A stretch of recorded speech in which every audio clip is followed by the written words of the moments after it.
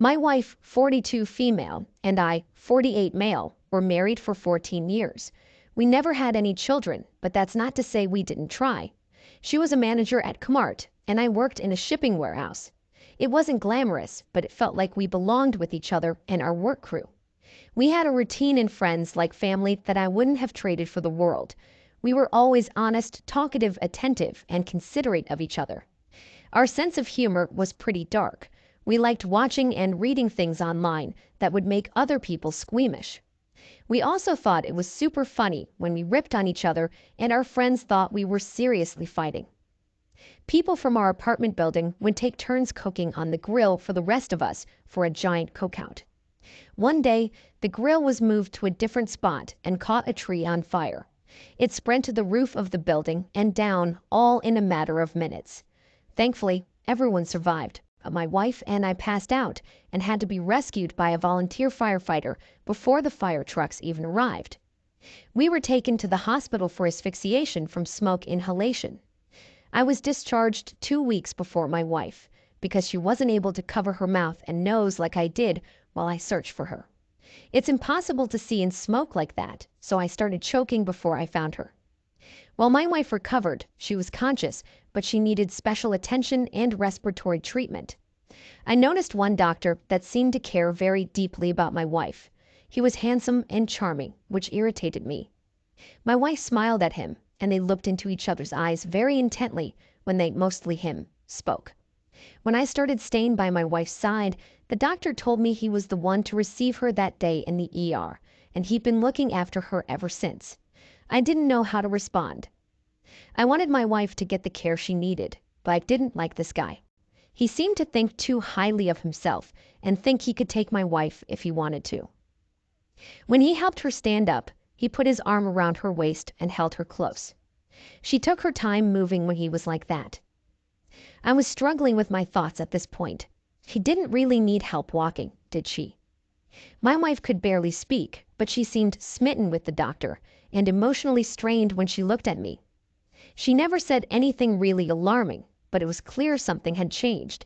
We had a near-death experience, and that does change people, but I didn't want to believe my wife, and I wouldn't make it through this together, unchanged. When it was time for her to be discharged, she hesitated to go home. She asked if she could stay in the hospital longer, which gave the doctor the opportunity to offer her follow-up visits at our home. I was very suspicious and didn't think it was all in my head anymore. I thought about objecting, but decided not to. I imagined how bad and weird it would look for me to deny my wife doctor visits. Even if he was pushing boundaries, I'd look like the bad guy. I couldn't believe he so easily agreed to make house visits. This was something a person with much less qualifications could have done, so I was positive it was because he at least wanted to visit my wife, if not more. The very first doctor visit was at 9 a.m. on a Tuesday. Of course, I was at work. I texted my wife at 9:10 to ask if he was there and how it was going. She didn't reply, so I started to wonder what was going on. I felt like a shell of a person walking around the warehouse. 2 hours later, I still heard nothing from her. Coworkers approached me, concerned for my well-being because I was pale and clammy. At 11:25, I was pulling into her driveway. I drove recklessly to get there as fast as I could after I got permission from my boss. I noticed his luxury vehicle and that the front door was locked, which was unusual for when we had a visitor. As I walked up the stairs, I heard them. Our dresser was pinning the bedroom door open against the wall because privacy was never a concern of ours. When I got there, I just dropped to my knees. I had no control over my body. The doctor leaped up and scrambled to get his pants on, flushed and angry. My wife covered herself with blankets, yelling helplessly as I rose to my feet and started throwing punches. It was the loudest I heard her since before the fire, and it made my blood run cold. She wasn't the woman I married anymore. Something made her change and let this man screw up her emotions. After I got in a few punches in my adrenalized state, the doctor must have realized what a dire and unprofessional situation he was in, because he stumbled down the stairs, got to his car, and drove off. In the bedroom, my wife apologized profusely and pleaded for me to forgive her, but I just screamed no and called her names that accurately described what she did. Of course, when I said cheater, she tried to say I stopped them so it didn't count. She failed to understand that trying to seduce him with her eyes and gestures in the hospital and making out with him in the nude still counted as cheating. At first I was worried he was going to press charges against me, and it would be my word against his, but nothing happened for months. I tried to get the doctor fired, but it didn't work because nothing was captured on camera and he hadn't told anyone he was making a house call. Plus, he had expensive lawyers that would have pinned all the blame on me for causing him injuries. My wife left pitiful voicemails on my phone, but when she realized I couldn't stand to look at her, she continued seeing the doctor, even before our divorce was final. I ended up kicking her out of the house, and a week later she posted that she was in a relationship with him. It made me sick. Life really seemed cruel, unfair, and without reason at this point. Thankfully, that's when it all started to turn around. She moved in with the doctor, who wasn't going to hand her money to help with the divorce aftermath. It didn't take long before AP realized what a mess she was and dumped her, kicking her to the curb when she had nothing else. She was so defeated, she didn't even try to get me to let her back in. Her sister let her move in, since she was exceptionally depressed after screwing up her whole life with me. My ex calls me occasionally, saying she misses me and would give anything in the world to have another chance at being my wife. She sort of blames the fire at our apartment for screwing up her head and making her think she felt things for the doctor when it was just survivor thankfulness. I didn't believe a word she said. For all I knew, she wouldn't be saying any of that to me if it weren't for AP leaving her. OP, I am so sorry your wife cheated on you with her doctor. It most likely was because her emotions of recovery influenced her to do something she hadn't done before. Emotions are not as big and powerful as what people think. With maturity, practice, and self-control, anyone can manage their emotions and do what's right. If denying the temptation bothers them that much, they should wait 72 hours after rejoining their spouse before deciding to talk to them about it. This conversation could end the relationship since there's temptation, but at least there's a chance some sense could be talked into the tempted one and the two of you could grow stronger. You did the right thing by separating from her after stopping them.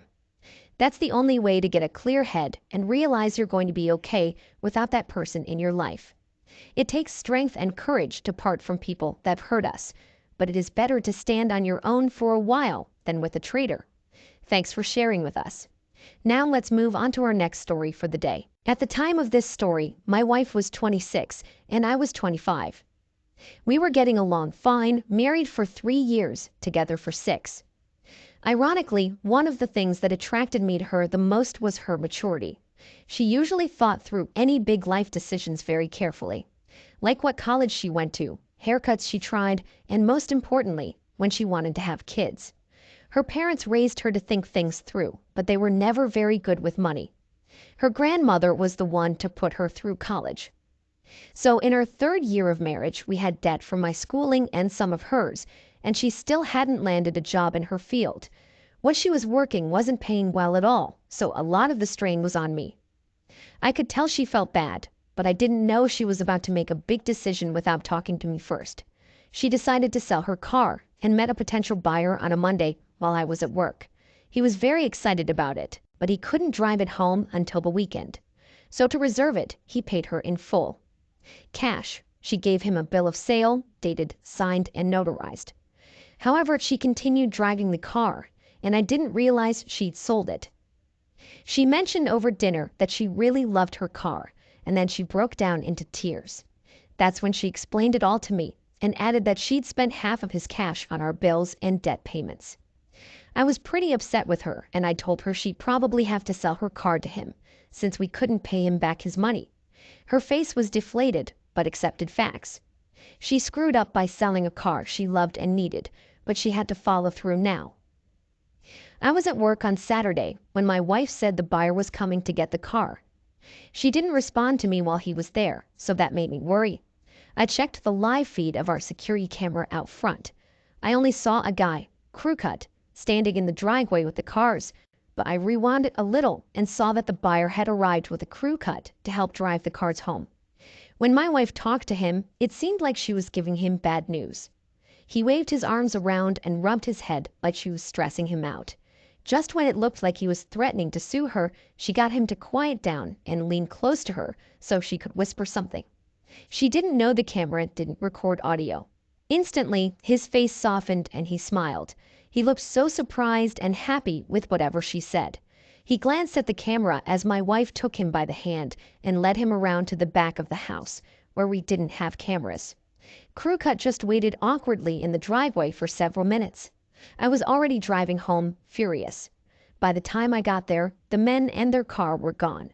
My wife's car was still there. She greeted me warmly, as if everything was fine, until she saw the anger in my eyes. I shoved past her to the backyard, where I searched our patio furniture for any signs of foul play. Stuff looked moved around, but I couldn't find anything. I looked across the yard and noticed that our neighbor had a backyard camera that covered our yard too. I knocked on their door, and after hearing my story, they invited me in and recovered the footage for me. They watched the video with me the first time of my wife having sex with the guy on the patio, just like I pictured. I sped walk towards my wife, standing helplessly worried in the backyard. She knew what I was doing and that our marriage could be over. As soon as I started playing her the video, she dropped to her knees. She didn't want to see it and tried saying she was sorry over and over again, as if that would make it all go away. I told her I hated her for what she did to me. I started my life with her, accepting her past and life as my responsibility, and I managed to keep her safe and happy, only for her to end it all by sleeping with someone to pay off a debt. It was low and desperate, and she didn't need to do it. I told her to own up to her decision and follow through with selling the car. She went behind my back and lied more than once. My heart was broken. She told me she didn't see any other way out of it because she felt like she needed her car and his money. Then she kind of bragged by saying she offered him half his money back, but he said her skills paid him back in full. I packed my stuff while she cried and talked about how our bills were paid, so I should be happy and forget anything happened. I went to stay with my coworker. It was awkward, and it made me feel lost.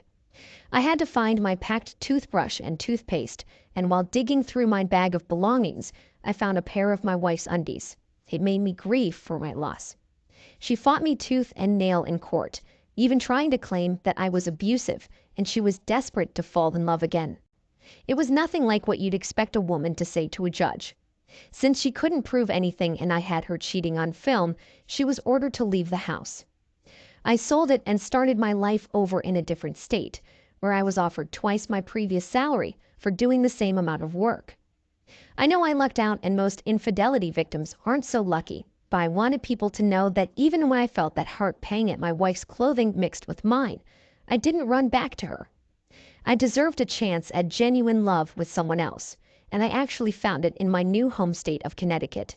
OP, what your wife did was extremely low, and it shows that she didn't think very highly of herself or the vows she took to remain loyal to you. It's hard to imagine why she didn't talk to you about selling her car in the first place, or at least think it through. You did the right thing by checking the camera and going home to figure out what was happening. And as hard as it was to leave her there, feeling so remorseful, it was the right thing for you. After a spouse has committed adultery, it's a good idea to take some days away from them, without contact. They've already cheated, so keeping an eye on them is only going to stress you out and make you more desperate to save the relationship, instead of realizing you're okay without someone who's willing to do this to you. She made a very, very poor decision that the relationship couldn't recover from, all because she didn't talk to her spouse first about what she was thinking. Thank you all for taking the time to listen to today's stories. If you enjoyed listening, please feel free to like and subscribe if you haven't already. Also, comment below with your thoughts on what happened. If there is a story you would like to share with me about your own situation or someone else's, then please do not hesitate to contact me. Take care.